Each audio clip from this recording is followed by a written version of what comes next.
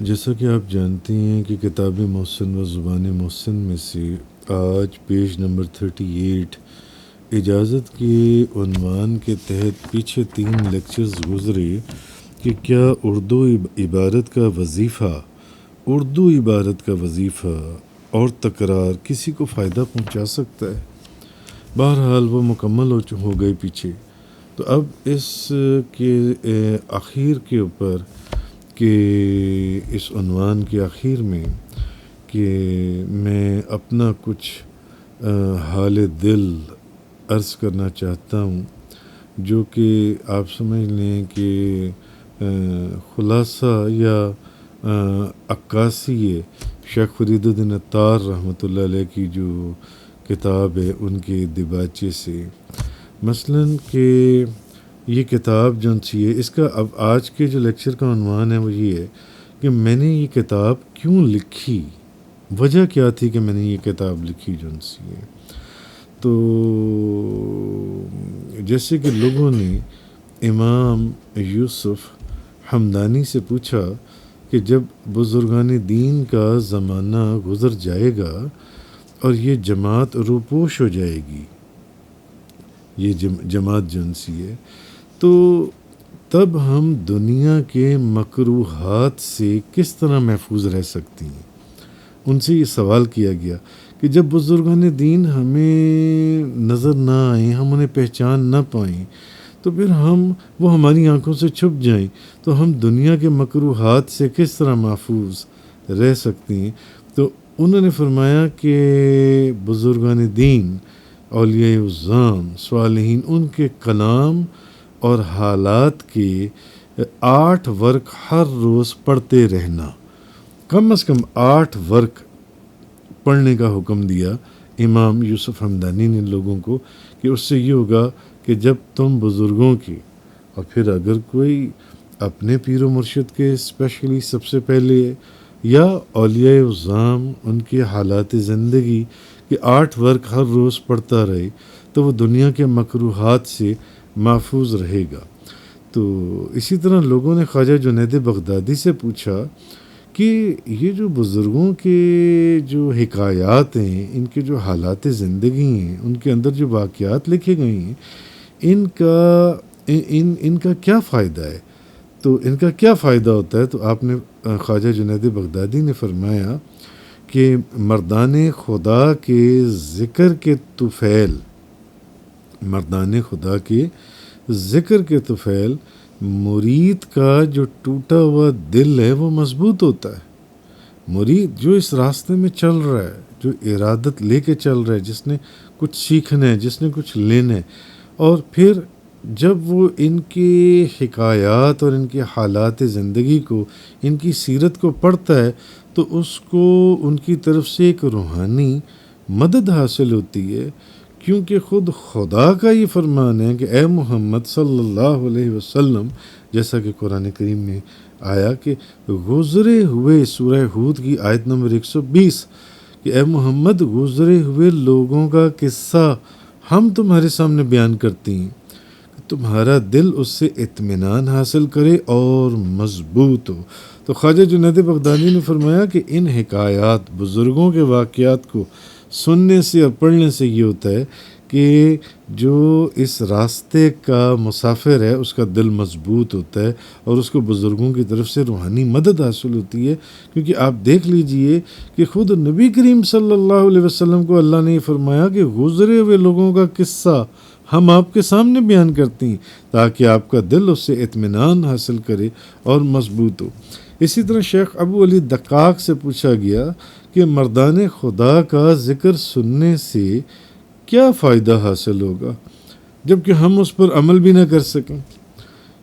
کیا کرنا ہے اس ذکر کو سن کر اگر ہم ان کی بتائی ہوئی باتوں پر عمل نہ کر سکیں؟ تو شیخ ابو علی دقاق نے فرمایا کہ اس کے باوجود اس میں پھر بھی 2 فائدے ہیں. ایک تو یہ کہ اگر تو کوئی طالب فیض ہوگا کہ وہ چاہتا ہے کہ اس کو فیض حاصل ہو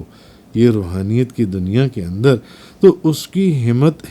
جو ہے وہ پہلے سے بھی زیادہ